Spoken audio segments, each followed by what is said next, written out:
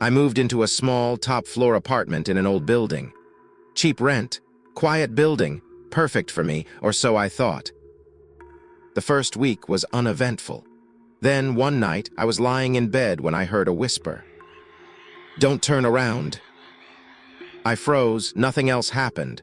I told myself it was the wind, but the whisper came again. "Don't turn around." I stayed in bed, paralyzed.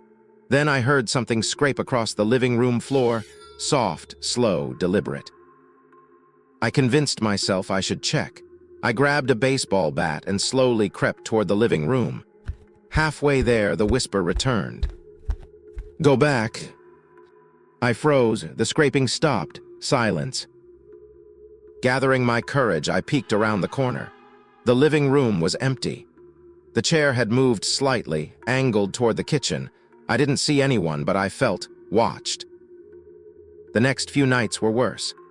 I heard soft footsteps pacing, whispers following me from room to room, and chairs subtly shifting when I wasn't looking. I slept with the lights on and the doors locked. Then one night, the whisper said something different. "Turn around." Slowly, I did. Nothing, just shadows. Then I noticed my bedroom door, the one I had locked, slowly swinging open, and standing in the corner was a figure. Tall, shadowed, silent, watching. I screamed. It vanished. The door slammed shut. I moved out the next day.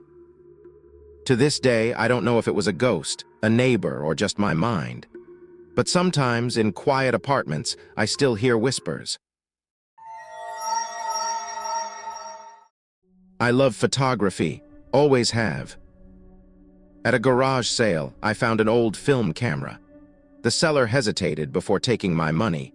He only said, "Don't use the last roll." I laughed it off.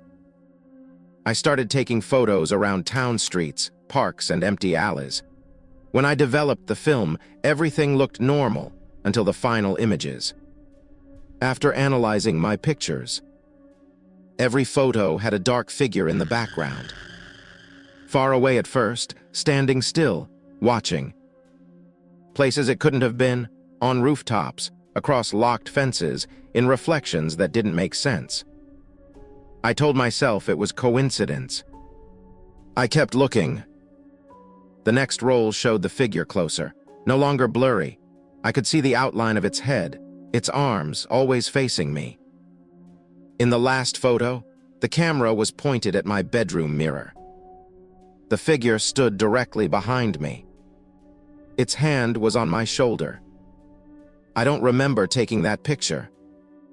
I sold the camera the next day and never looked at the photos again. But sometimes, when I check my phone camera by accident, I see a shadow behind me, one that disappears when I turn around.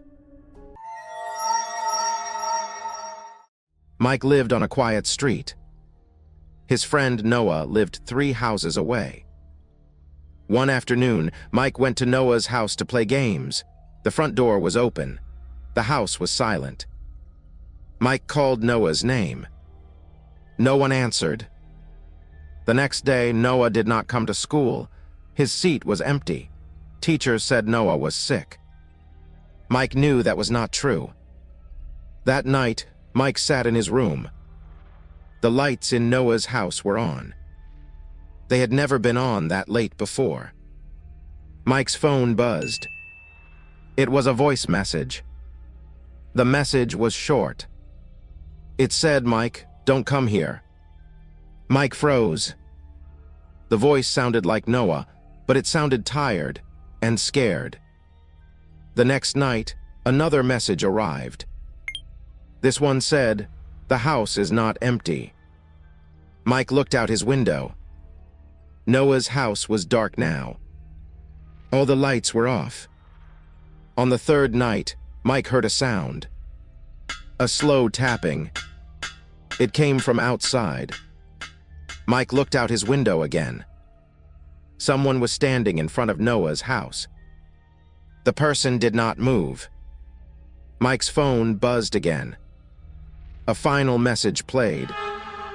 Noah's voice whispered, "It knows you are watching."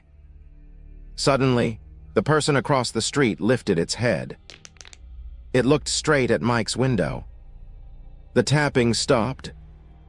Mike's bedroom door creaked. A soft voice spoke from the hallway. It sounded just like Noah. It said, "Mike, I'm home." Mike stayed very still. The house was quiet again. The motion light in my backyard was old, but it worked fine. Anytime an animal walked by, it turned on for a few seconds, then shut off. Normal. Then it started turning on by itself. Every night at exactly 1:12 a.m. At first I thought it was a glitch, but when I looked out the window, there was nothing there. No cats, no wind, no moving shadows. Just the light. I checked the camera the next morning. The video showed the light snapping on like always. But the grass below it slowly bent down, like something heavy was standing there. Nothing showed on camera. The next night, the light stayed on longer. I heard footsteps outside my window, slow and careful, like whatever it was didn't want to be heard. I didn't look outside. The next morning, the camera caught something new. Scratches in the dirt, deep ones. They spelled words. You look, I wait. I turned the motion light off. That night, my bedroom light turned on at 1:12 a.m. In Mia's house, there was a hallway that felt longer at night. At the very end was a door that never opened. Her parents said it was just a storage closet. Mia had never seen it open, not once.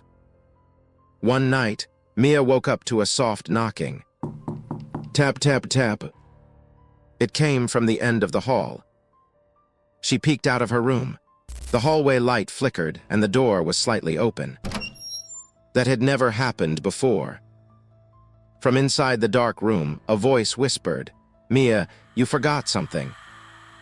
She took one slow step forward. Suddenly, the hallway light went out. Mia screamed and ran back to her room, slamming the door shut. The next morning, the hallway looked normal. The door was closed, locked. At breakfast, her mom frowned. "Did you open the storage closet last night?" "No," Mia said. Her mom went pale. "That's strange," she said, "because that room isn't storage." "What is it?" Mia asked. Her mom hesitated. "That door," she said softly, "isn't supposed to be used anymore." That night, Mia pushed her bed against her bedroom door. And from the hallway, something knocked once.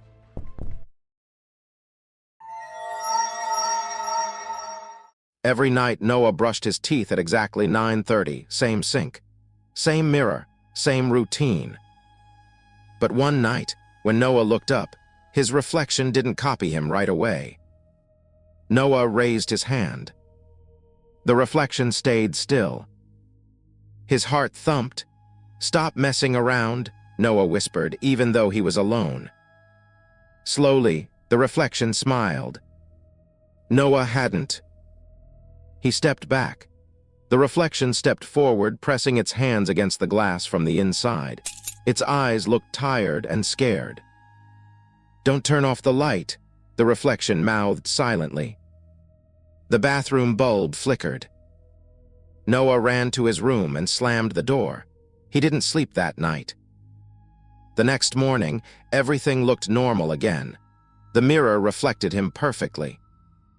But when Noah brushed his teeth that night, he noticed something strange. His reflection looked relieved. And on the mirror, written in foggy letters, were 3 words. "Thank you, I'm out." From that day on, Noah always felt like someone else was living his life just a little better than he was. And the mirror never showed anything weird again.